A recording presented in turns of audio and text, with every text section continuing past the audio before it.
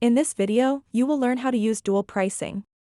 For this to work, you need to enable dual pricing for your merchant from the portal. To do this, log into the iPOSpays portal. Click on Steam, then Edit Parameters. Search for the TPN for which you wish to enable this feature from the search box at the top. Select Edit Parameter. Then click on Fee. Here, choose dual pricing from the list of fee types. Next, set the percentage you want to apply for transactions. Once you're done, click Save. Don't forget to ask your merchant to download parameters on their payment device for the changes to take effect. You'll also notice that there are some other parameters for dual pricing.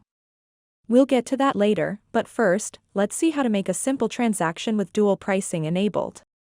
Enter the amount and click OK.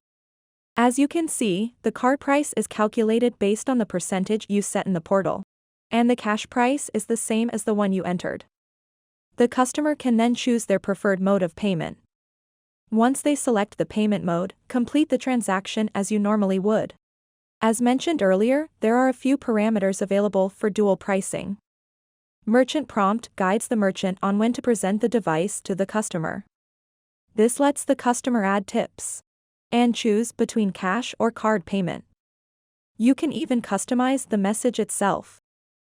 Enabling display fee on tip line ensures that any fee added to the tip amount will be clearly presented on the breakup screen and the receipt.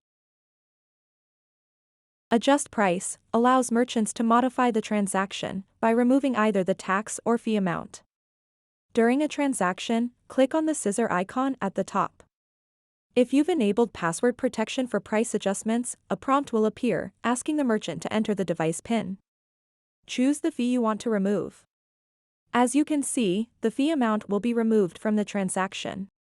That's it. To learn more about iPOSpays portal, tap on the link at the top. Thanks for watching.